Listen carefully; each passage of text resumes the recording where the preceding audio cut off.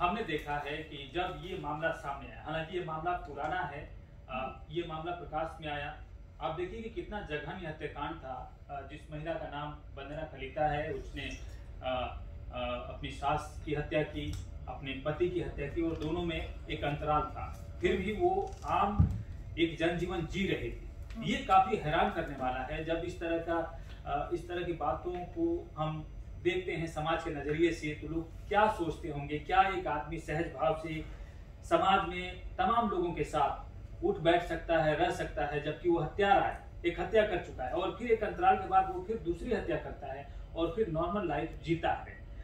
इसका क्या असर आप देखती हैं? क्यों ऐसा संभव हो सका उसके लिए इस तरह के जघन्य अपराध को करने? इसीलिए वंदना कलिता के लिए संभव रहा, मैं डायरेक्टली बोल रही हूँ, पॉइंट पे ही आ रही हूँ। वो उनका जो व्यक्तित्व है, जो पर्सनालिटी है, वो वैसा है। जैसे हम लोगों को हम लोग शॉक हुए, हम लोगों ने सोचा अरे कोई ऐसा कैसे कर सकता है, एक हत्या नहीं दो हत्याएं और एक अंतराल के बाद। देखा गया है कि उन्होंने पूरी तरीके से प्लान किया हुआ था और प्लान के मुताबिक वो चल रही थी और काम कर रही थी। उनका प्लान काफी हद तक सफल भी रहा था। 7 महीनों तक किसी ने भी उनका संदेह नहीं किया, किसी ने भी डाउट नहीं किया।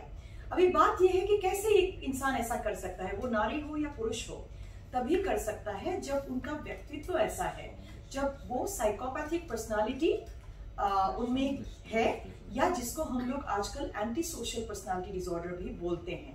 अब एंटी सोशल पर्सनालिटी डिसऑर्डर या साइकोपैथिक पर्सनालिटी एक ऐसा व्यक्तित्व है जहां पर इंसान क्या सोचता है, कैसे सोचता है, किस तरीके से वो अनुभव करता है, फील करता है, महसूस करता है, और किस तरीके का वो बिहेवियर दिखाता है, वो आम इंसान के पर्सनालिटी से काफी अलग है। वो पहले समझना बहुत जरूरी है। वो तो इंसान बहुत स्वार्थी होता है, वो खुद के बारे में सोचता है, खुद के लाभ के बारे में सोचता है, खुद के नुकसान के बारे में सोचता है, हमेशा एक कैलकुलेट करके वो चलता है। मैं नहीं बोल रही हूँ कि खाली हत्या करने के मामले में ही उन्होंने कैलकुलेट किया, उन्होंने पहले से ही काफी कुछ कैलकुलेट किया है, क्योंकि वो उस तरीके की पर्सनालिटी की महिला है। अभी ये लोग दूसरे लोगों के बारे में नहीं सोचते हैं, या दूसरे लोगों के दुख दर्द ये सब नहीं समझ पाते हैं, जिसको हम लोग लैक ऑफ एम्पैथी बोलते हैं। तीसरी बात जो है, ये लोग बहुत नार्सिसिस्टिक है। मैंने जैसे कि बोला है, खुद के बारे में सोचते हैं, खुद के अलावा खुद को ही सबसे बड़ा मानते हैं वो लोग। और एक बात है कि जैसे कि हम लोग रोजाना जिंदगी में जैसे हम लोग जीते हैं, काम करते हैं, उसी तरीके से उनके लिए अपराध करना, खाली हत्या ही नहीं, चोरी करना, डकैती करना, हत्या करना, ये सब आम बात है, क्योंकि उनमें गिल्ट नहीं होता है। गिल्ट मतलब वो लोग बाद में रिपेंट नहीं करते हैं, रिग्रेट नहीं करते हैं। जैसे कि एक अपराध किया या हत्या किया, उसके बाद भी वो लोग एक नॉर्मल तरीके की जो आहार होती है, जैसे कि नॉर्मल खाना पीना, नॉर्मल सोना, वो सब आ जाता है, उनमें एंजाइटी नहीं होती है। हत्या के बाद उन लोगों को जैसे कि नींद वगैरह सब कुछ सही ही आता है। और एक बात है ऐसा कि ये लोग बहुत चार्मिंग होते हैं, जैसे कि क्योंकि ये लोग प्लान करके हमेशा मूव्स करते हैं, बहुत चार्मिंग होते हैं, काफी आकर्षणीय होती है। वो लोग बहुत अभिनय भी कर पाते हैं, जो वो लोग है वो लोग दिखाते नहीं हैं। और बहुत बार मुझे वंदना कलिता के केस में ऐसा लगता है कि उन्होंने तो ऐसा किया, लेकिन जो उनके 2 साथी थे उन लोगों ने ऐसा क्यों किया? क्योंकि आज अगर मैं उनकी सहेली होती और वो अगर मेरे पास ये प्रपोजल लेके आती, मैं तो भाग जाती और पुलिस के पास जाती नहीं, वो जाती कि नहीं जाती वो तो अलग बात है, लेकिन मैं उनका सहयोग बिल्कुल नहीं करती। तो इन दोनों ने इतने बड़े अपराध में इनका सहयोग क्यों किया? तो इसमें मेरे दिमाग में एक ही चीज आता है, क्योंकि बाकी 2 लोग एंटी सोशल थे, साइकोपैथिक थे, ये तो बोलना मुश्किल है, लेकिन ये रेयर भी है कि तीनों लोग एंटी सोशल होंगे, क्योंकि मास्टरमाइंड तो वंदना कलिता ही थी। तो अभी क्या हो सकता है कि उन्होंने जिस इंसान के साथ वो उनका प्रेम का संबंध था, एक्स्ट्रा मैरिटल अफेयर का संबंध था, वो भी शायद एक कैलकुलेटेड मूव ही था, क्योंकि उन्होंने काफी दिनों से 10 सालों से ये इस इंसान के साथ मैरिड थी, जिसकी उन्होंने हत्या की, और शादी भी सही नहीं चल रहा था। शादी में काफी सारी प्रॉब्लम्स थी, जैसे कि उनको संतान नहीं थी, उनके कोई बच्चे नहीं थे, उनके हस्बैंड काफी ड्रग एडिक्ट थे, शराब भी पीते थे, दूसरे नशा भी करते थे, और वो दूसरे औरतों के साथ भी संबंध रखते थे, ऐसा बोला गया है। तो ऐसे रिश्तों में क्या होता है, और वंदना कलिता ने खुद बोला है कि काफी मारते पीटते थे उनको पति। तो ये जो रिश्ता था उनका 10 सालों का या 11 सालों का, ये तो काफी टॉक्सिक था, ये तो नॉर्मल शादी जैसा रिश्ता नहीं था। तो ऐसे टॉक्सिक माहौल में अगर एक एंटी सोशल पर्सनालिटी डिसऑर्डर वाली महिला या साइकोपैथिक महिला बहुत दिनों से जी रही है, तो उनका सोच डेफिनेटली हम लोगों से अलग होगी। नॉर्मल लोग सोचेंगे कि इससे कैसे हम लोग बच सकेंगे, कैसे हमारा डिवोर्स हो, कैसे हम लोग एलिमनी लेके हमारी नई जिंदगी शुरू करें। लेकिन वंदना कलिता जैसी पर्सनालिटी हमेशा सोचेंगी कि मुझे एलिमनी से मेरा पेट नहीं भरेगा, मुझे तो पूरी की पूरी संपत्ति चाहिए या बदला चाहिए। तो साइकोपैथिक लोग ऐसे ही सोचते हैं, ऐसे सर्कमस्टांसेस में, ऐसे एनवायरनमेंट में। संगीता जी, हम बात करेंगे कि वंदना ने जो किया वो काफी जघन्य था, लेकिन उसके बाद आसपास जो घटनाएं सामने आई हैं वो भी उसी तरह जघन्य है। क्या वंदना की खबरें उन तक पहुंची? क्योंकि ये 2 दिन बाद ये घटनाएं घटी हैं, इस पर हम बातचीत करेंगे। हाँ, लेकिन फिलहाल वक्त एक छोटे से ब्रेक का, और ब्रेक के बाद इस पर हम बातचीत करेंगे। कैसे जाता है जिसे इस तरह के अपराध न हो? हाल फिलहाल में जो भी घटनाएं हुई हैं उसको इस तरह से भी देखा जाता है कि किसी भी मामले में अभी तक पुलिस जो है आखिरी निर्णय तक नहीं पहुंची है या दोषियों को सजा नहीं मिला है, और जो उसके पीछे से अपराध करते जा रहे हैं उनको भी लगता है कि वो आराम से बचे हुए हैं, आजाद हैं। बिल्कुल, जैसे कि अभी दूसरे पैनलिस्ट ने बोला है कि हमारा जो न्याय व्यवस्था है भारत का, उसमें ऐसा है कि बहुत लंबा चलता है और कन्विक्शन रेट्स काफी कम है। तो इससे क्या होता है, अपराधियों का कॉन्फिडेंस बहुत बढ़ता है। बहुत लोगों को लगता है कि मैं तो ऐसा करूंगा या करूंगी और बच जाऊंगी, और सब लोग नहीं करते हैं। जो लोग एंटी सोशल है या जो लोग नॉर्मल भी है वो लोग भी क्राइम्स करते हैं, वो अलग चीज है, वो मैं बोलूंगी। बट बच जाऊंगी। अगर नहीं बची, अगर सरेंडर करना पड़ा या पकड़ी गई या पकड़ा गया, तो भी कॉन्विक्शन रेट्स इतने कम है कि शायद मैं एक्विटेड हो जाऊंगी या जाऊंगा। अगर पनिशमेंट भी हुआ, उसके बाद भी उनका पर्सनालिटी तो एक जैसा रहा। वो लोग अलग जाके जब बाहर निकल आते हैं, उनमें कोई सुधार तो होता नहीं है। जो रिफॉर्मेशन सेंटर भी है आजकल पनिशमेंट के साथ, वो इतना अप टू डेट नहीं है। तो अल्टीमेटली ये इन लोगों का जो पर्सनालिटी होता है, जो प्लान्ड तरीके से एक अपराध करते हैं, जिनका एंटी सोशल पर्सनालिटी डिसऑर्डर या साइकोपैथी होता है, तो वो लोग, उनको काफी फर्क नहीं पड़ता है। तो उन लोगों का कॉन्फिडेंस काफी हद तक बढ़ा है, क्योंकि जो लीगल सिस्टम है, जुडिशियल सिस्टम है, वो ऐसा है। तो उसमें बदलाव तो लाना पड़ेगा। दूसरी बात और एक चीज है कि ऐसे पर्सनालिटीज क्यों क्रिएट होते हैं। एक पहली बात तो ये है कि अपब्रिंगिंग कैसा है, वो जो चाइल्डहुड से उनका एक्सपोजर कैसा रहा है। हाँ, बिल्कुल बोला जाता है कि बहुत बार कारण 3 तरीके से के होते हैं, एक है बायोलॉजिकल, एक है साइकोलॉजिकल, एक है सोशल या सामाजिक। तो बायोलॉजिकल जो कारण है वो बहुत रेयर कारण है। ऐसे कुछ लोग हैं जो रिपीटेड ऑफेंडर्स है, जिनमें टेस्टोस्टेरोन का लेवल हाई होता है, या ब्रेन का जो फ्रंटल लोब है वो अलग होता है, डिफेक्टिव होता है, या एमिगडाला डिफेक्टिव होता है, हिपोकैम्पस डिफेक्टिव होता है। उनका परसेंटेज बहुत कम होता है। जो रिपीटेड ऑफेंडर्स है उन्हीं में होता है। लेकिन जो साइकोलॉजिकल और सोशल कॉजेज या सामाजिक कॉजेज होते हैं, वो बहुत जरूरी है समझना। तो साइकोलॉजिकल कॉजेज बेसिकली कैसे, एक जब हम लोग बोलते हैं कि ऐसा पर्सनालिटी हो गया है, 18 साल की या एक औरत है या आदमी है, लड़का है या लड़की है, उनका पर्सनालिटी साइकोपैथी की तरफ वो उस तरीके से इंक्लाइंड है। तो क्यों होता है, बायोलॉजिकल कारणों को छोड़ के। तो एक है कि बचपन कैसा रहा उनका, अपब्रिंगिंग हेल्दी रही है, नीति शिक्षा मिली है, ये खराब है, ये सही है, ये करने से दूसरों को आघात पहुंचता है, ऐसा करने से समाज को आघात पहुंचता है। ये सब हम लोग बोलते हैं वैल्यू एजुकेशन, या जो आज के समाज में काफी हद तक कम हो चुका है। मॉरल साइंस भी आजकल कम है, और घरों में भी जब से न्यूक्लियर फैमिलीज है, तो ग्रैंडमदर ग्रैंडफादर तो साथ में रहते नहीं है, स्टोरी टेलिंग कम हो गया है। पहले रामायण होता था, महाभारत होती थी, पंचतंत्र होता था, उससे काफी हद तक नीति शिक्षा लोगों में, बच्चों में काफी हद तक अच्छा होता था। तो एक तो वो है। दूसरी बात है जो पारिवारिक जो एक माहौल होता है, वो भी आजकल बहुत नेगेटिव हो चुका है। घर में डोमेस्टिक वायलेंस बहुत ज्यादा है।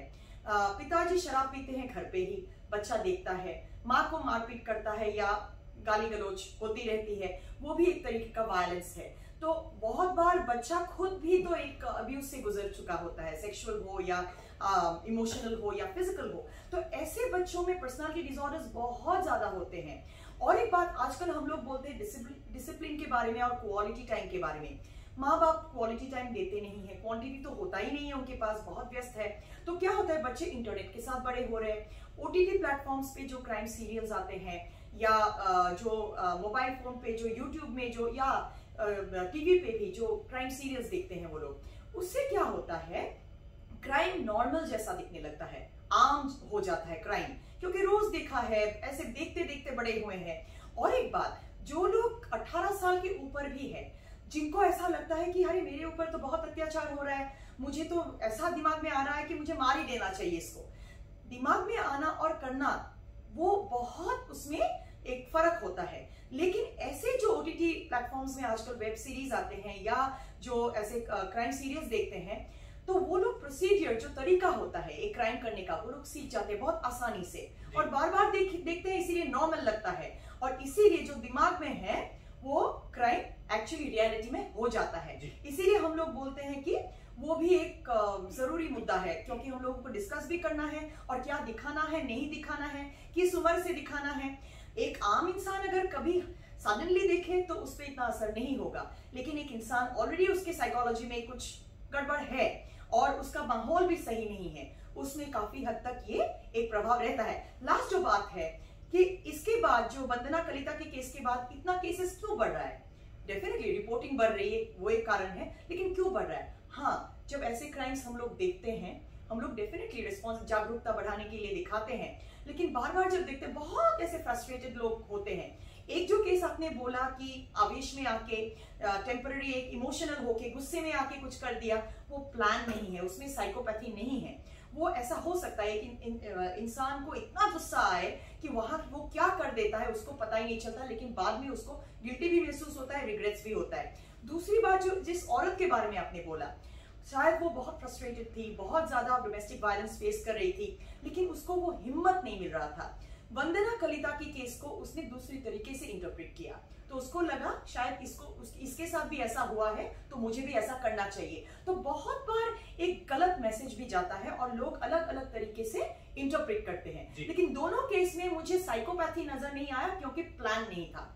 इसमें कुछ देख के हो सकता है, एक तो टेम्पररी इमोशंस में आके किया, दूसरी बात हो सकता है बहुत दिनों से सफर कर रही थी, फ्रस्ट्रेटेड थी, डिप्रेस थी, तो उनको लगा कि ये महिला भी कर चुकी है तो मैं क्यों नहीं कर सकती हूँ, उस तरीके से वो इंस्पायर्ड हुई। लेकिन अलग अलग तरीके का रेमिफिकेशंस होता है और असर होता है समाज में और लोगों के मन में। काफी महत्वपूर्ण बात आपने बताई है डॉक्टर संगीता दत्ता। आपने जो बातें कही वो हम अपनी आंखों के सामने घटते हुए देख रहे हैं, क्योंकि इतने सारे जो मामले सामने आए हैं, एक के बाद एक आए हैं।